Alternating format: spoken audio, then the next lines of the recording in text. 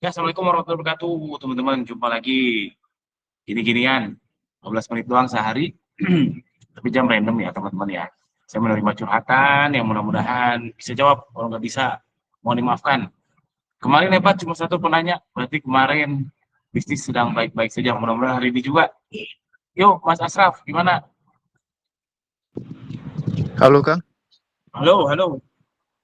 Ya, jadi gini Kang, mungkin jadi kan semalam saya sempat lihat live-nya Om Burhan gitu ya, live TikTok-nya Om Burhan. Nah, ini saya lihat memang ada banyak fenomena di mana seller-seller yang bahkan emang omsetnya ratusan juta itu ada yang profitnya 0,3%, bahkan sampai 1% pun nggak ada. Ada yang minus lagi kebanyakan gitu kan. Jadi saya mungkin Betul. mau nanya margin gross yang memang bagus untuk bisa berjualan di Shopee, dan ketika si seller itu dia melakukan nyetok, kalau dropship mungkin saya rasa 40% mungkin masih aman lah. Saya sudah coba-coba, emang 40% itu masih aman tuh bisa kita dropship. Dan masih banyak rata-rata seller yang mau ngasih 40% gitu. Tapi kalau menurut Kang Gani, dengan resiko bisnis yang ada, kalau ketika kita mau nyetok dan sebagainya, berapa margin gross yang cocok untuk kita bermain di Shopee ataupun mungkin di marketplace lah ya. Kalau nyetok, waduh, Kalau pertanyaan gross susah. dia Mas. Aduh, Atau kalau nggak usah nyetok, nyetok pun boleh, dropship pun boleh Mas. Dari pengalaman Kang Gani lah gitu. saya dulu waktu nyetok ya. Saya dulu waktu nyetok itu main di 1,7 sampai 2 kali HPP. Tapi organiknya jalan banget, alhamdulillah. Organik jalan, sampai sekarang organik jalan, tapi makin makin tergerus lah. Repeat order juga bagus. Cuman dulu tuh organiknya enak banget lah. Saya ROAS-nya bisa ROAS 30, ROAS 20. Eh, enak banget. Sekarang kayaknya udah repot deh. Hanya saya shifting, nggak nyetok tuh gara-gara itu salah satunya. Aduh, organiknya ini berarti artinya kita beban biaya iklannya udah dipatok nih tiap bulan. Sehingga bagi saya nggak make sense lagi untuk nyetok. Nah, terus yang bagus berapa sih profit margin sebenarnya? Kalau 0,1% itu saya lihat dan tetap kaya juga orangnya. Itu orangnya jago, dia ngelola ininya, ngelola apa ya, ngelola ngelola manajemen timnya ya. Jadi memang gede banget omsetnya, tapi profitnya ya dibanding dibanding sama omset ya kecil memang. Cuman ya secara rupiah gede juga. Dia bisa ngantongin misalkan 20 juta, 30 juta sebulan untuk dirinya pribadi. Kan lumayan juga. Tapi memang betul resiko. Kalau ternyata ada apa-apa karena sangat tipis, misalkan ada penurunan orderan, sedangkan fixed cost sudah besar, itu memang berat.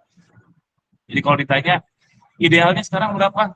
Bagi saya pribadi ya, bagi saya pribadi bahkan sekarang dropship pun saya sekarang mainnya 1,8 HPP sampai 2 kali HPP. Itu Mas Asraf bagi saya pribadi. Cuman kalau ngitungnya gimana, wah panjang lagi. Ya betul Kang. Jadi saya lihat memang kayaknya dengan nyetok untuk kita ambil risiko, belum lagi risiko COD dan segala macam, itu kayak nggak make sense lagi untuk bermain di Shopee. Saya pikir kayak gitu ya. Memang harus kita kolaborasi kayak sekarang. COD ternyata kecil. Jadi saya kan waktu habis bulan pas lebaran tahun ini ya, si COD mati terus baru nyala lagi pas Agustusan. Ternyata sekarang COD resikonya kecil. Bom COD udah nggak terlalu banyak. Resiko terbesar sebetulnya overstock. Overstock. Jadi ketika overstock dan penjualan turun, yang dimana namanya bisnis pasti turun, dan gaji karyawan nggak bisa nggak bisa digaji pakai barang. Alhasil apa? Ngobrol, alhasil nge-push iklan. Banyak macam, justru itu resiko terbesar tuh overstock. COD nggak terlalu berat, nggak terlalu besar sejujurnya. Itu Mas Asraf. Baik Kang. Kalau nyetok. Baik Kang. Siap Kang. Oke? Sip. Oke Kang. Ini pertanyaannya susah melulu sih Mas Asraf kalau join. Jadi overstock itu mungkin nanti kita, kenapa? mungkin nanti bisa kita bahas di MBGR Bang. Karena ya ini tadi Kang, saya masih agak bingung dengan margin yang memang cukup untuk resiko tadi. Itu misalnya saya penasaran aja gitu, dengan seller-seller yang besar, apakah mereka cukup mempunyai margin misalkan 2 kali HPP dengan resiko overstock tadi? Nah, itu saya jadi penasaran, ini mereka bisa bertahan atau enggak gitu dengan gempuran BRMI yang cukup tinggi sekarang gitu dah. Di atas kertas Iya nggak make sense Mas Asraf, tapi aslinya iya. Ya. Yang saya lihat ya, yang itu tuh dia tuh ngegulung profit ya. Profitnya digulung-gulung bertahun-tahun. Ya kecil tapi rupiahnya besar. Yang saya lihat yang masih bertahan tuh yang digulung-gulung profitnya. Gitu Mas Asraf. Oke, Baik Mas. Ya Mas. sip, thank you. Luar biasa pertanyaannya susah melulu nih beliau. Overstock tuh gini ya teman-teman, namanya bisnis pasti turun. Dan entah kenapa di Shopee atau di TikTok tuh selalu ada yang lebih murah dan lebih bagus. Apalagi nanti kalau sampai Cina jadi invasi fashion muslim, wah serem banget, asli serem banget. Ya begitulah. Oke lanjut, Mas Ari Pras, silakan. Ya, udah. Halo. Ya, Kang. Yuk. Ya, halo. Halo. Udah ditanyain tadi sama Mas itu barusan siapa itu? Pertanyaannya. Oh, udah. Ya udah, jangan Makasih, ditanya Kang. lagi, jangan ditanya lagi, susah itu pertanyaannya. Udah. Siap. Lanjut, Mas Miftah Azmi. Ya, halo Mas. Ya, halo. Ya Mas, cuman mau nanya ini aja sih, ketika produk hero atau produk traffic kita kosong, gimana caranya biar produk lain tuh bisa jadi secondary produk ya Mas?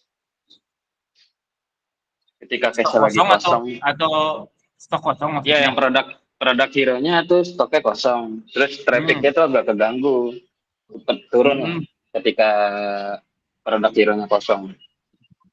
Oke. Kategori kategori yang sama mainnya. Sama. Gimana cara kita memaksimalkannya ya untuk produk lainnya? Itu yang udah winning, Gitu top bestsellernya dompleng aja trafficnya.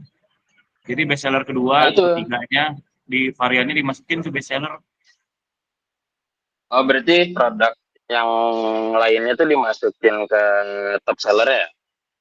Ya, kalau misalkan kategorinya sama ya. Jadi produk hero tetap ready ya Mas? Ibaratnya tetap bisa di ads dan trafficnya tetap masuk jadinya ya? Tentu terbaik menyetok ya. Tentu terbaik stoknya ada ya si produk hero-nya ya. Cuma kan ini meminimalisir sambil menunggu yang itu ready lagi. Ya udah coba dompleng aja si traffic yang udah tinggi di bestseller itu pakai produk-produk yang second bestseller atau yang third bestseller. Itu sih saran saya Mas Miftah. Oke. Terima kasih Mas. Siap, sama. Yuk Mas Rian, silakan. Halo Kang Gani. Halo. Ini Kang mau tanya Kang, mau minta saran. Saya tuh kan sekarang ini lagi dropship ke temen ya, temen ikut jualan. Nah ini ngomongnya pakai rupiah nggak apa-apa kan? Kang? Pakai rupiah aja. Bebas. Oke, HPP saya itu kan 35.000 ya Kang. Nah ketika teman saya ada orderan itu, saya hargainya 45.000, udah include sama thermal gitu kan, sama packaging polymer. Nah, menurut Akang dengan 10.000 dari HPP 35.000 itu berapa kali HPP ya? Satu kali atau berapa kali ya? Soalnya pakai rumus Kang Gani masih pusing saya gitu. Ya Kang gitu. Ya, jual 45, HPP-nya 35 gitu. Iya betul Kang. Itu dijual ke dropshippernya si Masnya. Iya betul. Kalau hitungan HPP-nya sederhana, 45 dibagi 35 berapa tuh? Ya, sekian lah.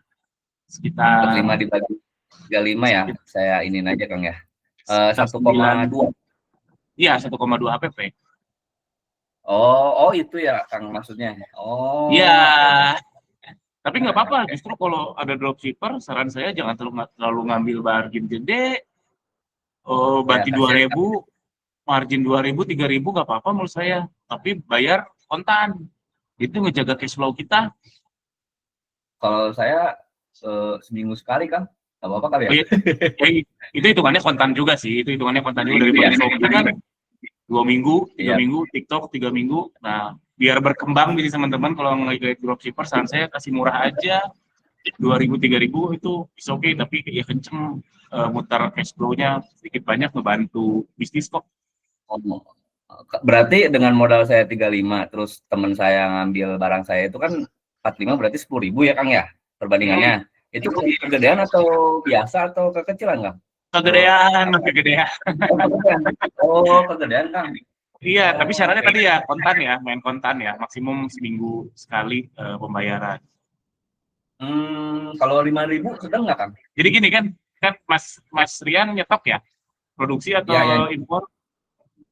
Saya ini maklun produksi berarti. Produksi. Nah, produksi itu kan ada minimum quantity order ya nggak? Untuk produksi ke ini nggak ada sih, Kang, paling 1 kilo bisa gitu, bisa nerima dia. Kaos, Kang. Oh hebat. Oh hebat. Mm-mm. Tapi oke lah. Tapi secara umum biasanya ada MOQ-nya. MOQ biar lebih murah ya. Misalkan beli kainnya Iya. minimal 100 kilo gitu. Nah, Iya. itu untuk menjaga itu dari si dropshipper itu. Karena kan Oh. uangnya muter terus. Dan kalau kita kemahalan dia kasihan ke apa ya, kesalip sama toko kita. Jadi nggak apa-apa dia lebih murah dari kita, tapi dia ngambilnya ke kita. Nah, hati-hati. Jangan sampai dia kabur, udah lari di kita, nanti dia ngambil ke yang lain atau produksi sendiri. Nah, itu makanya pilih-pilih juga dropshippernya. Iya, Kang, ya, Kang. Makasih, Kang. Kang, satu aja, Kang, boleh nggak, Kang? Boleh, Kang, karena sepi yang ngacuin. yang ini, Kang, ya, yang template ngitung ROAS dari Kang Gani, overhead non iklan kan tembak aja 10% kata Kang Gani gitu kan. Maksudnya itu Ya, tuh 10% dari HPP kita, Kang. Itu dari omset. Oh, dari omset, Kang. Omset ini, omset kotor, bersih? Ya, omset kotor. Omset mah kotor. Kotor. Oh, 10% tuh omset kotor ya, Kang, ya? Oh. Ya, dari yang cair. Oh, dari yang cair, ya, baik. Oke, Kang, makasih, Kang. Siap. Udah, Sama. ya. Yuk, Mas Taufik Mar. Assalamualaikum Kang Gani. Waalaikumsalam warahmatullahi wabarakatuh. Mau nanya soal iklan nih, boleh nggak? Boleh, ayo. Ini kan saya iklan kan lebih dari 10 produk ya, misalkan 15 produk gitu ya. Tapi saya amati nih, kalau tiap harinya yang naik tuh nggak lebih dari 10 produk gitu, yang terjual di tiap harinya gitu, mesti ada aja yang kosong gitu. Nggak bisa lebih dari 10. Itu bisa nggak kalau itu misalkan modalnya digedein, apa performa iklan bisa naik semua nggak lebih dari 10 produk itu tuh?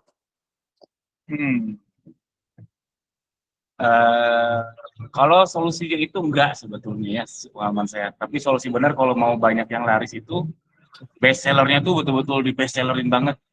Jadi dia kayak apa ya, kayak kita nyubit nyubit kain yang pinggir-pinggirnya ikut keangkat. Jadi daripada ngegedein yang di pinggir-pinggirnya, mending yang best sellernya itu diangkat ke atas. Itu yang lebih bisa nolong kalau pengen semua laris. Tapi sejujurnya itu nggak realistis sih bagi saya ya. Karena untuk masuk terlaris tuh misalnya nyangkut di top 20 di Shopee, itu biasanya termurah biasanya. Bagi saya sih nggak make sense. Jadi kalau ditanya gimana biar semuanya laris, coba push sekuat tenaga yang best sellernya jadi banyak banget jualnya. Oh iya, paham. Ya udah, makasih Kang Gani. Siap. Terakhir, Mas Cari Satu, silakan. Assalamualaikum, Kang. Waalaikumsalam warahmatullahi wabarakatuh. Mau nanya nih, kan saya kemarin sempat bikin toko baru, produk baru ya. Dan ini saya iklannya udah jalan seminggu, tapi baru pecah telur sekali.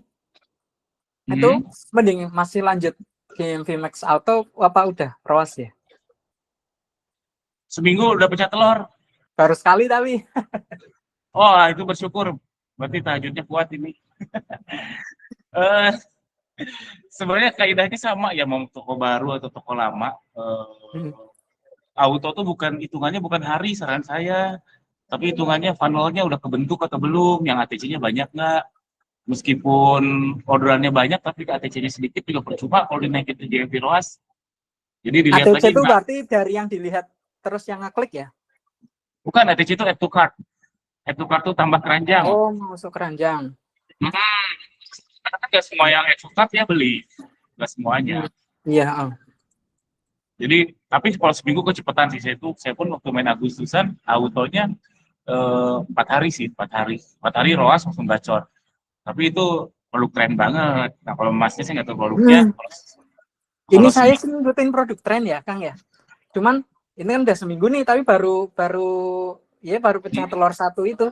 Mending ganti ROAS apa masih auto aja ya? Saya masih kepo gitu loh. Aduh, masih harus nambah lagi nih kayaknya. Mau tak genjot, mau ya berani boncos lah gitu.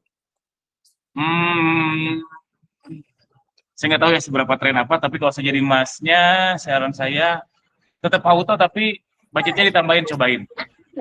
Sabar dulu. Ini yang kemarin pecah telur bonus aja, jangan tergiur. Iya. Jangan tergiur dengan kesenangan sesaat. Iya. Oke, Kang. Oke, jadi ditambah matengin dulu aja saran saya. Lihatnya dari ATC-nya berapa persen ya, Kang ya? Biasanya Halo, ATC yang bagus tuh. Kalau yang ATC yang bagus tuh berapa persen ya? Kalau Tahunnya itu rasio bagus. tergantung kategori. Kategorinya apa? Celana, Kang. Celana apa rayon. Pricingnya? Pricingnya di harga 30 sampai 50. Oh, itu 20%-an itu bagus. 20%-an. 20%-an. Tukatnya.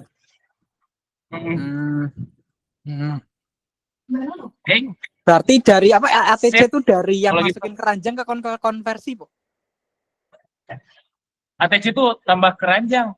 Jadi kalau dibilang konversi ATC itu berarti yang jumlah pengunjung nambah keranjang dibagi jumlah pengunjung. Kalau celana dengan keranjang jumlah segitu, yang pengunjung ya, bukan yang dilihat ya, pengunjung ya. Pengunjung. Oke, Kang. Terima kasih, Kang. Oke, sip. Ya. Oke, sip. Kalau gitu itu aja teman-teman. Thank you.